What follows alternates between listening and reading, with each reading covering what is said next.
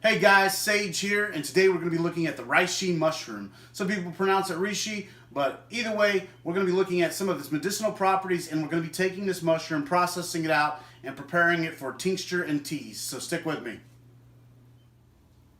So there are several different species of the reishi mushroom, but the main thing that you're looking for when you're trying to have identifiers or characteristics is that they are all going to have this fan-like shape, and they're going to have little rings in them. They're also going to have a white rim along the edge of the mushroom with a white underside. The color will begin to deteriorate quickly as soon as you harvest, so it's important that you process it as quickly as possible.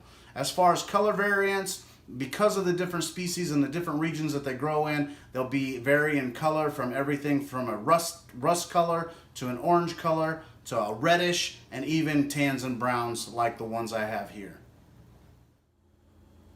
So these mushrooms are used for medicinal and edible purposes. The edible portion is the white ring around the edge of the mushrooms, and some of them are more predominant than others. That part is edible. You can literally cut that off and eat it. And then the rest of it would be ground up into a powder for tinctures or also for teas. We're actually going to cut it into chunks, into slices for drying.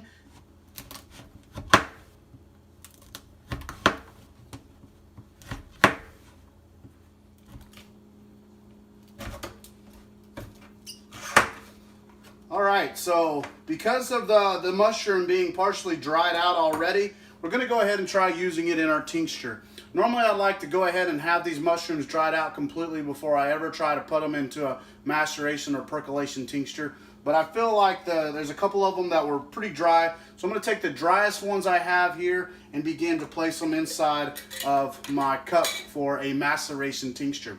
Now the great thing about this mushroom is that it's also got the name Mushroom Immortale. It's like some awesome name, Mushroom Immortale. But it pretty much meant immortal mushroom, which meant that they felt like this mushroom would bring them immortal life, that they could live forever. And that's primarily because of all the constituents found within the mushroom. It's an immune stimulant, it's antiviral, antibacterial. It's also, they used it for lowering cholesterol and reducing blood pressure. And so it has so many different uses.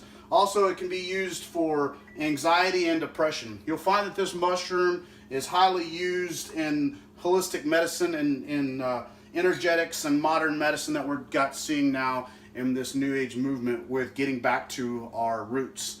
And so this is an amazing herb. It's also been used for teas to make tonics and elixirs. And we're going to pretty much use this mason jar here and fill it up the majority of the way and get it full. And from here, we will fill it with our alcohol.